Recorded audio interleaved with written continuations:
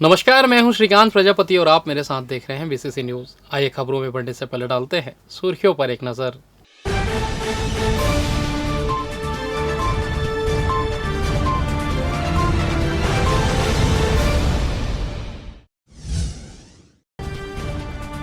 कांग्रेस ने किया मौन सत्याग्रह, ईडी के समन का किया विरोध।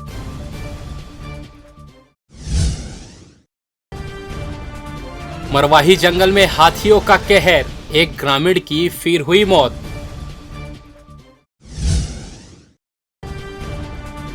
शिक्षा स्तर सुधारने निर्देश, टेस्ट परीक्षा अनिवार्य।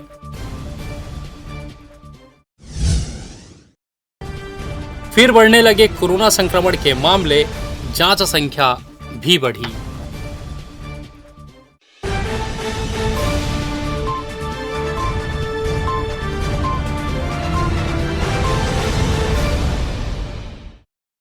तो ये थी सुर्खियां, अब खबरें विस्तार से।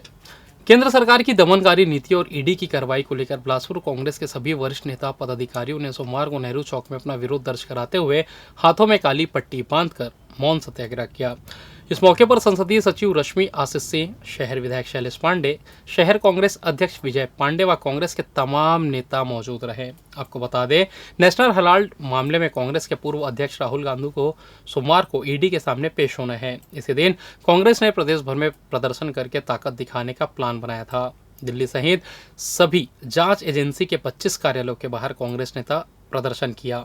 कांग्रेस का आरोप है कि सोनिया गांधी और राहुल गांधी को साजिशन फंसाया जा रहा है, जिसके विरोध में सभी जिलों में कांग्रेस के कार्यकर्ताओं और नेताओं द्वारा सांकेतिक रूप से प्रदर्शन किया और जिला प्रशासन को ज्ञापन सौंपा गया। और इससे की विचारधारा के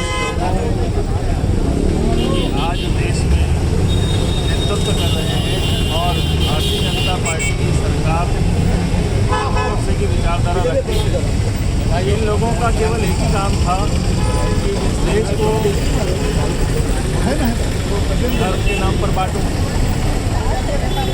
जो एकता की बात करे, जो राष्ट्रीय एकता की बात करे, उसको गोली से उड़ा दो। हमारे राष्ट्रपिता महात्मा गांधी, जिनको कि गोली से भून दिया गया सिर्फ इसलिए कि वो राष्ट्रीय एकता की बात करते थे, वो सर्वधर्म की बात करते थे, वो सब जातियों की बात करते थे, वो एकता की बात करते थे।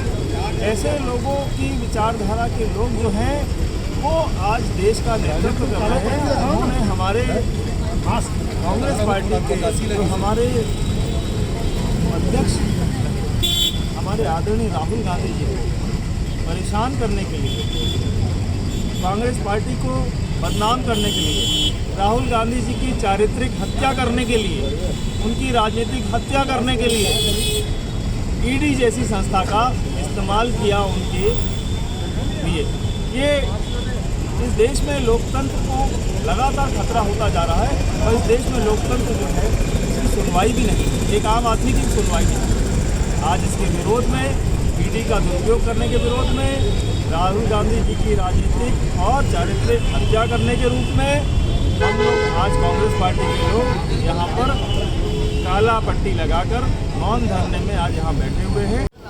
देश की प्रमुख विपक्षी पार्टी कांग्रेस को लोकतंत्र बचाने के प्रयास से रोकने के लिए ईडी द्वारा दबावपूर्वक जो कार्रवाई की जा रही है, उसके विरोध में राहुल जी के ईडी के सम्मान के विरोध में हम सभी यहाँ मौन धरने में बैठे हैं, क्योंकि देश में कांग्रेस की लोकतंत्र के मजबूती के लिए आवाज़ उठा रही है और उस आवाज़ को चलने का प्रयास किया जा रहा है, जिसके लिए ईडी, सीबीआई इत्यादि का उपयोग किया जा रहा है। भारतीय जनता पार्टी के मोदी जी की सरकार में, केंद्र की सरकार में पूरी तरह से एक दमन चक्र चलाया जा रहा है। जितनी भी देश की विपक्षी पार्टियां हैं, उनके नेताओं को कैसे परेशान करें, कैसे जेलों में भेजें, इन्फोर्समेंट डायरेक्टरेट में का ऐसा उपयोग कर रहे हैं जैसे इन्फोर्समेंट डायरेक्टरेट न हो करके भारतीय जनता पार्टी के दमन चक्र का कार्यालय खोल दिया गया। राहुल जी ने एक सप्ताह पूर्व एक बयान दिया कि ना मैं भ्रष्टाचार करता, ना किसी से डरता। ये बात मोदी जी को नागवार गुजरी और अमित शाह जी को, और तुरंत उन्होंने फैसला लिया और नेशनल हेराल्ड का केस जो 2015 में बंद हो चुका था, उसमें उनको नोटिस जारी कर दिया गया और आज उनको सुनवाई के लिए बुलवा लिया गया। इस तरीके का काम किया जा रहा है। यही काम उन्होंने आपके उद्धव ठाकरे जी, संजय राउत जी और ममता बनर्जी के परिवारजनों के ऊपर किया। ये एक तरह का ऐसा दमन चक्र भारतीय जनता पार्टी के लोग चला रहे हैं जो पूरे देश के लोकतंत्र के लिए नुकसानदायक है। और इसके विरोध में हम सब कांग्रेस के लोग पूरे देश के जिला मुख्यालयों में हम सब राहुल जी के समर्थन में बैठे हैं कि भाजपा दमन चक्र बंद करे। कांग्रेस नव संकल्प शिविर पेंड्रा के मल्टीपर्पज असेंबली हॉल में आयोजित की गई, जहां मुख्य अतिथि राजस्व मंत्री जयसी अग्रवाल के साथ सांसद ज्योत्सना महंत पहुंचे। वहीं मरवाही विधायक डॉक्टर के ध्रुव सहित जिले के कांग्रेस कार्यकर्ता मौजूद रहे, जहां कांग्रेस नेता कार्यकर्ताओं में जमकर गुटबाजी देखने को मिली। छाया विधायक गुलाब राज, आदिवासी नेता प्रताप भानु सहित जिले के कई कांग्रेसी नेता कार्यकर्ताओं ने मंच में नव संकल्प शिविर की बातें छोड़कर अपनी अपनी पीड़ा सुनाई और पार्टी में कोई पूछ परख नहीं होने को लेकर भी अपनी पार्टी के बड़े नेताओं और कांग्रेस पार्टी के ऊपर आरोप लगाया और नाराजगी जाहिर की, जिसको लेकर राजस्व मंत्री जयसी अग्रवाल ने नव संकल्प शिविर में बाहर की बातें ना करने और कांग्रेस के साथ एकजुट होकर काम करने को लेकर समझाइश दी। वहीं क्षेत्र के कांग्रेसी नेता कार्यकर्ताओं में जमकर गुटबाजी और नाराजगी देखने को मिली। आरोप प्रत्यारोप नहीं, देखिए कोई भी कांग्रेस का संकल्प शिविर है, उसमें कार्यकर्ताओं की बातें सुनना हम लोग की जवाबदारी है और कुछ नाराजगियाँ रहती हैं, छोटी मोटी चीज़ें, काम हुआ नहीं हुआ। वैसे इस जिले का निर्माण होना या तहसीलें बनना, संभाग आपका अनुभाग बनना, इसके साथ साथ पूरे लगभग रोडों का निर्माण होना, बहुत से ऐसे निर्माण विकास कार्य हुए हैं। ये बिल्कुल सही बात है कि जब पार्टी किसी की सरकार आती है तो कार्यकर्ताओं की अपेक्षा होती है और उन अपेक्षाओं पर खरा उतरना चाहिए। छोटी मोटी चीज़ें ऐसी रहती हैं कि समय समय पर जब नहीं हो पाती तो नाराजगी स्वाभाविक होती है, लेकिन उसके बाद भी ये जिले का बहुत विकास हुआ है। प्रदेश में बहुत सी ऐसी योजनाएं हमारी सरकार ने चलाई हैं, बहुत से ऐसे निर्माण और विकास के कार्य हुए हैं, बहुत सी तहसीलें, आपका अनुभाग, जिले इस प्रकार से तेज़ी के साथ काम हुए हैं, सड़कों के निर्माण हुए हैं। तो अभी जो आपका नव संकल्प शिविर जो उदयपुर में हुआ था, उसके बाद हमारा प्रदेश में 1 और 2 तारीख को और अभी जिलों का चल रहा है। तो आज गोरेला, पेंड्रा, मरवाही का हुआ है, इसके बाद हमारे कोरबा का भी होगा, जांजगीर का मेरा प्रभार जिला, बिलासपुर का प्रभार जिला, सभी जगह हम लोग शिविर में जाएंगे। प्रधानमंत्री नरेंद्र मोदी के नेतृत्व में केंद्र सरकार की सेवा, सुशासन और गरीब कल्याण के 8 वर्ष पूरे होने पर संभाग मुख्यालय बिलासपुर में भारतीय जनता पार्टी जिला बिलासपुर द्वारा गरीब कल्याण जनसभा आयोजित किया गया। लक्ष्मी चौक, चिंगराजपारा, बिलासपुर में शाम 4 बजे गरीब कल्याण जनसभा का आयोजन किया गया है, जिसमें केंद्र सरकार की विभिन्न जन कल्याणकारी योजनाओं के लाभार्थी, आमजन एवं जिले के भाजपा पदाधिकारी कार्यकर्ता शामिल हुए।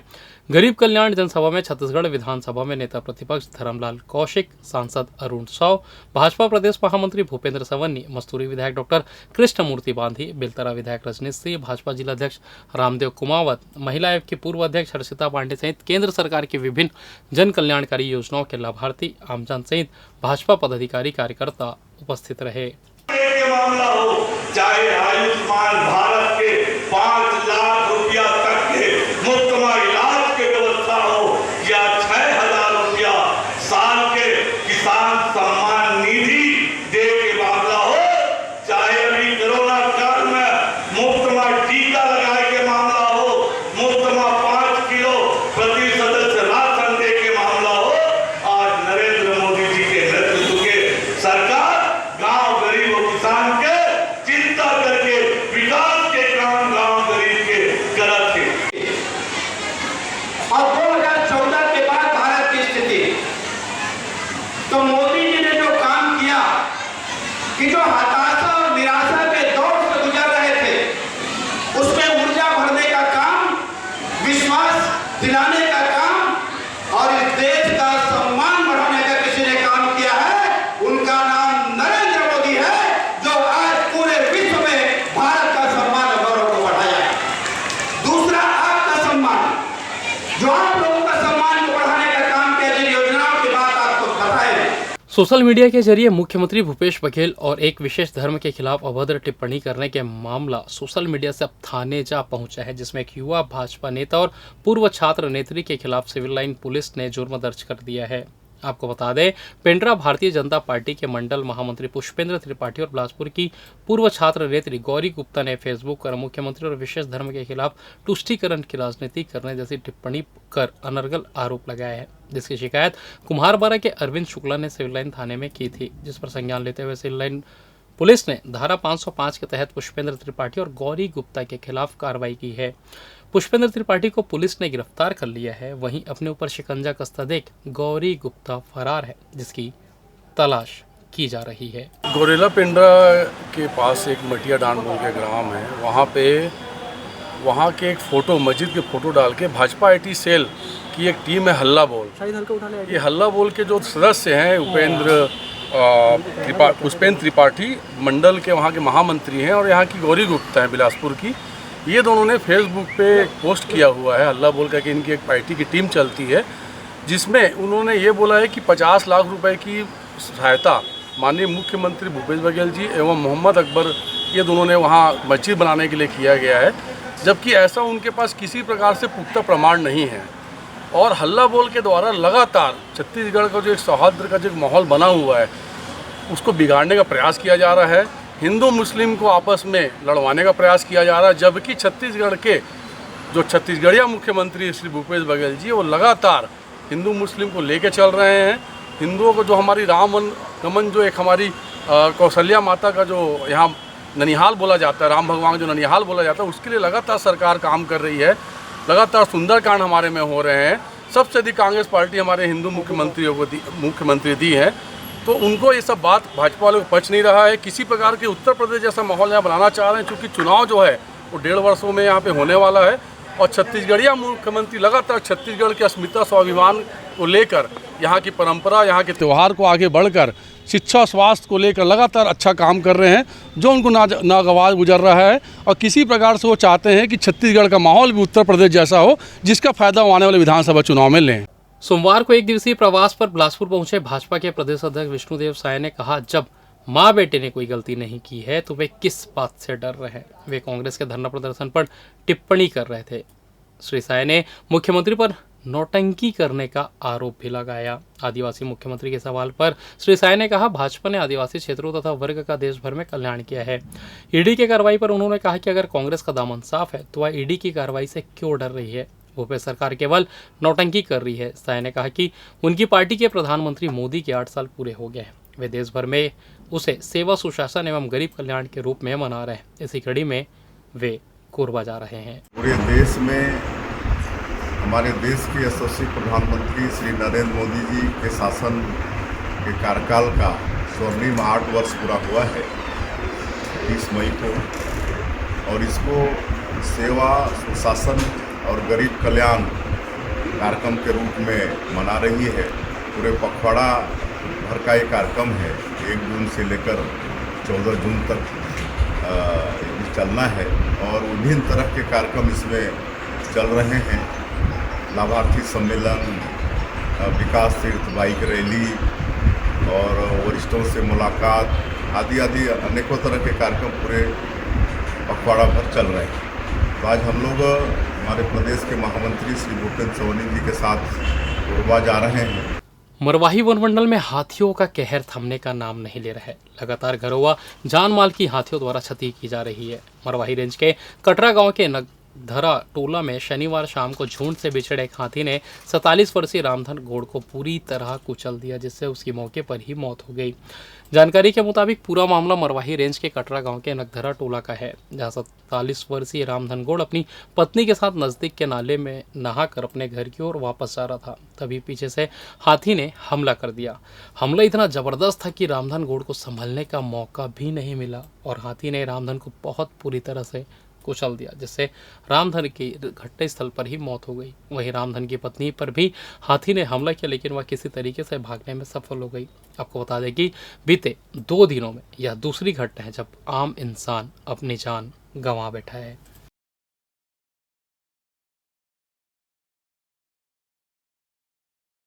लगातार हाथियों के द्वारा हमला किया जा रहा है, जिससे 2 दिनों में ही 2 लोगों की मौत हो चुकी है। इस बारे में बीसीसी टीम ने वन विभाग के विशेषज्ञ से बात की। जहां उन्होंने बताया कि हाथी कभी भी ग्रुप में आने पर हमला नहीं करते। कई हाथी ग्रुप से बिछड़ जाते हैं, एकांत हो जाते हैं, वही हाथी अक्सर ऐसा हमला किया करते हैं। विगत दिनों हुए हमले में भी देखा गया कि ग्रुप से बिछड़कर सिंगल हाथी ने ही मनरेगा मजदूर पर धोखे से हमला कर दिया, जिसमें उसकी एक की मौत हो गई तो वहीं दूसरा घायल हो गया। वन विभाग विशेषज्ञ मंसूर खान ने बताया कि सिंगल हाथी हमेशा ताकत की खोज करता है और वह थोड़ा हिंसक हो जाता है पर हमला करता है। यदि वह हिंसक रूप से हमला करे तो सामने वाले व्यक्ति का शरीर छत विछत हो जाता है, लेकिन अभी हाल ही में हुए हमले में ऐसा कुछ भी नज़र नहीं आ रहा है। यदि आपको कभी भी हाथी सामने दिखाई दे तो आप हाथी से दूरी बना करके रखें, उसके करीब जाने की कोशिश ना करें। नहीं, एक्चुअल में ना होता है झुंड से जो हाथी हटा रहता है तो वो उसका तो सबसे पहला ये रहता है कि मैं क्या खा लूँ और अच्छा ताकतवर हो जाऊँ। तो वो खाने की खोज में लगा रहता है, अच्छा खाना। तो अच्छा खाना जैसे अभी कटहल का सीज़न है, कहीं केला दिख जाता है बाड़ी में, और जंगल अभी सूखा सूखा है, और कई लोग जंगल को जलाए भी हैं कि हाथी मत रहे, लेकिन नुकसान उन्हीं का है जिन लोग जलाएं। उनके मवेशी के लिए चारा नहीं है और हाथी उस परिस्थिति में गांव में जो सामान रखा है वही खाएगा, अगर है तो कहाँ जाएगा। तो उसमें आक्रामक उसका होने का सबसे मतलब अगर कहीं पे आक्रामक हुआ है तो उसको मतलब सूखा चारा लगभग आपको 1 क्विंटल उसको लगना है। वो चारा पूरा नहीं हो रहा है, गीला चारा उसको 3 क्विंटल लगना है, पानी पर्याप्त लगना है। खाने पीने में कुछ अगर कमी होगी और उसके साथ व्यवहार अच्छा नहीं होगा तो वो स्वाभाविक है गुस्सा करेगा। लेकिन जैसे अपन लोग शहरों में देखते हैं कि कोई डॉग अगर पागल हो गया तो काटा कितने लोग को, 30 लोग को, 40 लोग को, 10 लोग को, वो एक को नहीं काटा, उसमें पागल बोलते ही नहीं उसको। तो हाथी को अपन एक आदमी को मारा तो कैसे बोलेंगे आक्रामक हो गया। अगर वो तो इतना ताकतवर जानवर है, भीड़ पूरी भीड़ रहती है, रास्ता नहीं मिलता, उसके बाद भी वो किनारे से थोड़ा देर रुक के जाता है वो। और जो कैजुअल्टी हो रही है वो अकेले दुकेले आदमी हैं, नहीं देख पाए उसको, या भगाने गए हैं, सामने आ गए, कोशिश कर रहे हैं उसको, वो जवाब नहीं दे रहा है कुछ, तो उनको लगता है कि ये कुछ नहीं करेगा और वो ऐसे ही घूम गया। वो घूमने के दौरान में घूमा, यानी सूंड लग गया, पैर लग गया, उत्ते में आदमी गया। तो दुर्घटना है, हाथियों से मरना ना व्यक्तियों का मैक्सिमम दुर्घटना, आक्रामक नहीं है वो। आक्रामक आप कल्पना कीजिए कि अगर डॉग के से को देखिए और डॉग का जैसा मतलब डॉग भी ऐसा काटता है कि रायपुर में केसेस हुए हैं, बच्चों को मार दिया है काट के, पूरा मांस निकाल लेता है उतने दूर का। तो हाथी का वैसा नहीं है, जो भी बॉडी फ्रेश है, अगर बॉडी फ्रेश है तो धोखे से आदमी मरा है। अब मान लो छत विछत किया है, उसको जाके चादर में कलेक्ट करना पड़ रहा है बॉडी को, तो फिर वो गुस्से में मारा है, ये उसकी पहचान है। और यहाँ वक्त चला छोटे से ब्रेक का, मिलते हैं ब्रेक के बाद, कहीं जाइएगा नहीं। पिछले 17 वर्षों से रियल एस्टेट के क्षेत्र में दे रहे हैं अपनी सेवाएं और लगातार शहर की जनता को एक नई लिविंग लाइफस्टाइल। अपने कार्यों एवं सेवाओं के माध्यम से लाखों लोगों के उम्मीदों को दिया है आकार, इसलिए जिले में ही नहीं पूरे प्रदेश में इनकी पहचान है बरकरार। आपके सपनों के घर को हकीकत में बदल कर है दिखाना, इसलिए आपके लिए लेकर आए हैं भाटी आशियाना।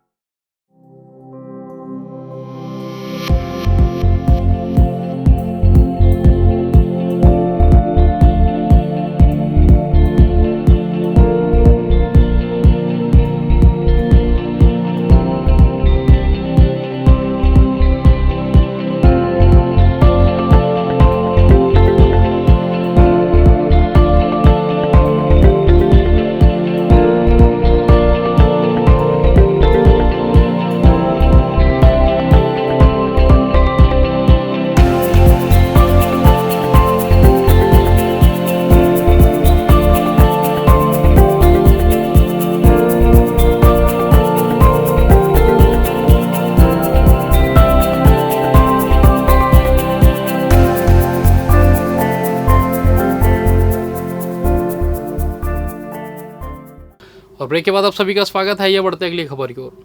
राज्य के सरकारी स्कूलों में कक्षा तीसरी से 12वीं तक के बच्चों का हर सप्ताह टेस्ट अनिवार्य कर दिया गया है। इसके लिए स्कूल शिक्षा सचिव डॉक्टर एस भारतीदासन ने निर्देश जारी कर दिए हैं। उन्होंने स्कूलों में बच्चों के 100% उपस्थिति कराने के निर्देश दिए हैं। उक्त निर्देश में कहा गया है कि शिक्षक भी कक्षा में नियमित रूप से उपस्थित रहें और अपनी कक्षाओं को रोचक और व्यवहारिक तरीके से संचालित करने का प्रयास करें। अभिभावकों को इस बात के लिए सहमत करवाया जाए कि वे प्रतिदिन अपने बच्चों से उस दिन शाला में क्या सीखा आदि के बारे में चर्चा कर जानकारी लें। बताया जा रहा है कि प्रति सप्ताह सीखे गए पाठों के आधार पर नियमित टेस्ट लेना सुनिश्चित करते हुए टेस्ट में सभी विद्यार्थियों की उपस्थिति अनिवार्य कर दिया गया है। छत्तीसगढ़ प्रोफेशनल एग्जामिनेशन बोर्ड द्वारा सीजी प्री बीएड और प्री डीएड 2022 के लिए एंट्रेंस एग्जाम का आयोजन करवाया जा रहा है, जिसके लिए पूरे प्रदेश के साथ ही गौरेला, पेंड्रा, मरवाही जिले में भी परीक्षा केंद्र बनाए गए हैं। जिले में 2000 से अधिक परीक्षार्थियों के लिए 10 से अधिक परीक्षा केंद्र बनाए गए हैं। पेंड्रा के मल्टीपर्पज हायर सेकेंडरी स्कूल में चिकन पॉक्स से संक्रमित महिला परीक्षार्थी भी परीक्षा में शामिल होने पहुंची थी, जिसके आवेदन के बाद व्यापन के निर्देश पर परीक्षा केंद्र में अन्य परीक्षार्थियों से अलग कमरे की व्यवस्था भी महिला परीक्षार्थी के लिए किया गया था। वहीं कोरोना संक्रमण की आशंका को देखते हुए परीक्षा केंद्रों में मास्क अनिवार्य किया गया है। इस संस्था में टोटल 300 कैंडिडेट पार्टिसिपेट कर रहे हैं और सभी के लिए कोविड-19 गाइडलाइन के अकॉर्डिंग और जिला प्रशासन के नियमानुसार हमने सारे व्यवस्था किए हैं। कितने परीक्षार्थी? 300 परीक्षार्थी हमारे यहाँ बैठ रहे हैं। पूरे जिले में कितने एग्ज़ाम सेंटर यहाँ पर बनाए गए हैं? पूरे जिले में सर 10 एग्ज़ाम सेंटर बनाए गए हैं, जिसमें 2000 से ऊपर कैंडिडेट बैठ रहे हैं। अभी एक चिकन पॉक्स की भी एक मरीज़ आई है, तो किस तरह के ऐसे परीक्षार्थी के लिए किस तरह की व्यवस्थाएं व्यापन की तरफ से की गई? सर व्यापन की तरफ से जो कोविड गाइडलाइन और जो स्पेशल जो व्यवस्था की जाती है पर्टिकुलर विशेष कैंडिडेट के लिए, तो वो हमने किए हैं। उस बच्ची के लिए हमने एक सेपरेट रूम अलॉट किए हैं, उसके लिए 2 इन्विजिलेटर व्यवस्था किए हैं और उस बच्ची के लिए हमने पीछे से एग्जिट रूम दिए हैं, एग्जिट एंट्रेंस उसके लिए कक्ष क्रमांक 22 और उस कक्ष क्रमांक 22 में केवल सिंगल वो बैठ रही हैं। 2 शिक्षक हैं उनके लिए और उनके जो OMR शीट और क्वेश्चन पेपर वो हमने पहले से साइन करके सील लगा के उनके पास छोड़ दिए हैं टेबल में और वो आएगी अपना आके चुपचाप अपना क्वेश्चन हल करेगी और हल करने के बाद जब जाएगी तब हम ग्लव्स के माध्यम से उसकी OMR शीट और उत्तर पुस्तिका को कलेक्ट करेंगे और कलेक्ट करके फिर नियमानुसार व्यापन को पैकिंग करके भेजेंगे। अलग पैकिंग होगी इसकी। मानसून के आगमन का संकेत देने के लिए मरवाही के जंगलों में डीका माली का फूल एक बार फिर खिल गया है। दरअसल मानसून आने के पहले जंगलों में ये दुर्लभ प्रजाति का फूल खिलता है, जिसके बाद ग्रामीण अंदाज लगाते हैं कि अब मानसून बरसात शुरू होने वाली है। एक बार फिर यहाँ डीका माली का फूल मानसून का संकेत और पुष्टि बयां कर रहा है। बेहद दुर्लभ माने जाने वाले डीका माली की कई खासियत है। इसकी खुशबू कई किलोमीटर दूर तक होती है और वहीं और भी कई खासियत है इस अनोखे फूल की। इसके फल और इसके पौधे की मरवाही की वादियों को इन दिनों इस विशेष पौधे की मौजूदगी खुशनुमा बना रही है। दरअसल मरवाही और अमरकंटक की वादियों में कई सालों के बाद रूबी कई प्रजाति के पौधे, जिसका हिंदी नाम डीका माली और छत्तीसगढ़ी में इसे मालहीन और मालगुहीन कहते हैं, इस बार वनों के बीच में खिल उठा है। डीका माली के फूल की खुशबू बहुत दूर तक फैलती है और जंगल इसकी खुशबू से भर जाता है। तो वहीं इसकी दूसरी खासियत इसके पौधे से निकलने वाला गोंद कई प्रकार की बीमारियों को तो ठीक करता ही है, साथ ही आदिवासी लोग इसके सूखने पर बच्चों को बुरी नज़रों से बचाने के लिए उनके गले में धागे के साथ गूंथ कर रखते हैं। तो वहीं इसके फल को गर्भवती माताओं में अंतिम समय पर गर्मी पैदा करने के लिए उपयोग किया जाता है, जबकि ग्रामीण माहौल में इसके फूल को किसी युवती को अपने पक्ष में सम्मोहित करने के लिए भी उपयोग किया जाता है। डीका माली पौधे में फूल से फल की अवधि जून से जुलाई की होती है, जिसके बारे में माना जाता है कि यह गर्मी की विदाई और मानसून का स्वागत करने के लिए खिलता है। ये जो मालहीन का पेड़ है, अक्सर ये तो ये ठंडा क्षेत्र, जंगली क्षेत्र, पहाड़ी क्षेत्र यही जगह पाया जाता है। तो इसमें बताते थे हमारे सियाने लोग कि जब मालहीन का फूल जब खिलने लगता है तो उस समय अपने को संकेत मिल जाता है कि अब मानसून का जो है आगमन होने वाला है। ऐसे ही हमको सियाने लोग बताते थे। और औषधि गुण भी पाए जाते हैं, क्या मानते हैं? उसमें औषधि गुण तो ये है मालहीन में कि जैसे उसके मालहीन का जो पत्ता होता है उससे जैसे बच्चे लोग जो डिलीवरी होते हैं तो कभी कभी बच्चे का पेट जो है एकदम फूलने लगता है। तो हमारी दादी बताती थी कि उसके पान में मालिन के पत्ते में रोटी बना के खिलाने से वो पचक जाता है, वो पेट का बीमारी सही हो जाता है। ऐसे अनेक गुणों उनके बताते थे। बाकी औषधि में है वो मालिन का पेड़। ये सुनने में आपको यह थोड़ा अजीब लग सकता है, लेकिन पेंड्रेमिक प्रजाति के पेड़ का फल कई पीढ़ियों से गुलाब जामुन का आनंद लोगों को दे रहा है। इस फल का इंतजार लोगों को बड़ा ही बेसब्री से रहता है। पेड़ पर फल फरवरी माह में लगना शुरू होता है और अप्रैल मई तक यह खाने के लिए तैयार हो जाता है। गुलाब जामुन पके हुए गोल अमरूद की तरह हल्का पीलापन लिए हरे रंग का होता है। इसकी परत को ही खाया जाता है। इसके अंदर एक गोल बीज रहता है। गंध व स्वाद में यह बिल्कुल गुलाब जामुन की तरह ही होता है। पेड़ पर फलने वाला गुलाब जामुन पके हुए गोल अमरूद की तरह हल्का पीलापन लिए हरे रंग का होता है। यह एक पतली परत लिए रहता है। इस परत को ही खाया जाता है। इसके अंदर खाली जगह के बीच एक गोल बीज रहता है। कान के पास लाकर गुलाब जामुन को हिलाने पर बीज की आवाज़ सुनी जा सकती है। अंडों के अंगूठे की ताकत से दबाकर परतों को खाया जा सकता है। आमतौर पर बीज को फेंक दिया जाता है, पर बीज के भीतर भी गुठलियों में काफ़ी औषधीय गुण होते हैं। औषधीय पौधे के जानकार और पर्यावरणविद पूरन छाबरिया बतलाते हैं कि इस गुठली के सेवन से नई कोशिकाएं बनती है, तो वहीं शुगर में भी इसका उपचार के लिए उपयोग किया जाता है। गंध व स्वाद में यह गुलाब जामुन बिल्कुल हलवाई की दुकान में मिलने वाले गुलाब जामुन की तरह ही होता है। बताते हैं कि बाजार में 100 से 150 रुपये प्रति किलो तक बिक जाया करता है। भैया, अब तक गुलाब जामुन नाम की मिठाई देखी जाती थी। इस बार पेंड्रा की विशेषता गुलाब जामुन का फल है। ये भी इस बार खिला हुआ है।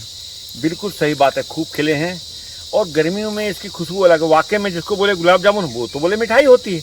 वास्तव में पेंड्रा में कई ऐसे फल हैं जो सब जगह नहीं मिलते। और गुलाब जामुन यहाँ की बहुत विशेषता है। आप इसको देखेंगे कि एक फल खाइए, गुलाब की बेहतरीन खुशबू, खाते जाइए, इतना बेहतरीन फल है। और ख़ास बात, इसका जो ऊपर का इसका छिलका खाया जाता है, अंदर एक बीज रहता है। बीज तो शुगर के लिए अद्भुत, अगर 100 ग्राम भी खा ले तो कभी भी शुगर जमीन से जड़ से उसको साफ कर देता है। दूसरी बात, उसके पत्तों में भी वही गुण है। इसके पत्तों से भी आप कैसा भी कठिन से कठिन शुगर हो, इसके पत्ते का चूर्ण बनाकर आप दीजिए, वो भी साफ। लेकिन ये फेमस है तो हमारे यहाँ का गुलाब जामुन। अभी छोटी अवस्था में है, बड़ा होता है, हल्का पीला हो जाता है। गुलाब की बेहतरीन खुशबू, ऐसा फल शायद इसलिए पेंड्रा के नाम से इसको जानते हैं गुलाब जामुन। कि लोग तो खाए मिठाई, लेकिन फलों के रूप में बहुत कम लोग जानते हैं। हमारे पेंड्रा में ये भी होता है। ये हमारे पेंड्रा का बहुत बड़ा गौरव और बड़े पेंड्रा का नाम के लिए पहचाना जाता है गुलाब।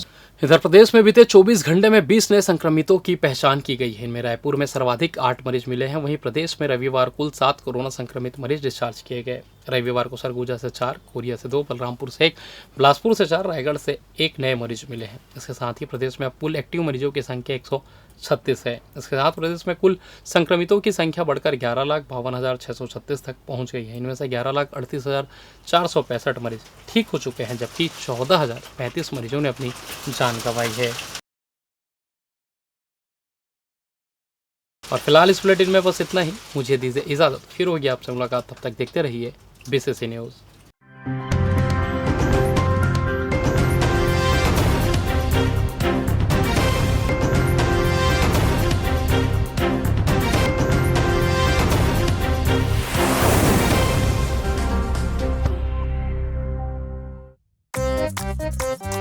ऑफिस चक्कर चक्कर चक्कर, कभी इधर कभी उधर, इस टेबल से उस टेबल, लेट लते फीका लग गया लेवल, थक गया यार। सरकारी काम रे निकाला पसीना, घूम घूम कर दुभर हो गया जीना, समय लग गया, पेट्रोल फूक गया, चल चल के मेरा पाँव दुख गया। अब इसका समाधान चाहिए, कोई ये सब काम कर दे, ऐसा मितान चाहिए। लगता है आपने मुझे याद किया। मैं हूं मितान। छत्तीसगढ़ सरकार ने मुझे आपका मितान बनाया है। अब आपको भागने दौड़ने की जरूरत नहीं है। मैं आपके घर आऊंगा, आपके सारे सर्टिफिकेट स्कैन करूंगा और उसको वहीं से अपलोड भी करूंगा। और जब आपका काम पूरा हो जाएगा तो आपको आपका सारा सर्टिफिकेट देने घर भी आऊंगा। पर आपको भेजा किसने है? मुख्यमंत्री भूपेश बघेल जी ने।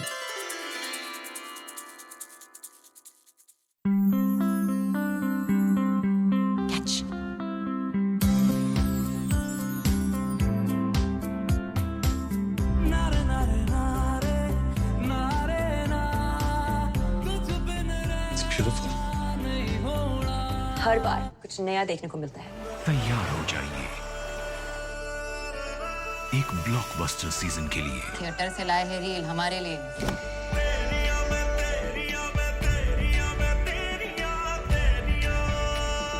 मुझे भाई नहीं गॉडफादर बोलते हैं। ताजा है तो मजा है।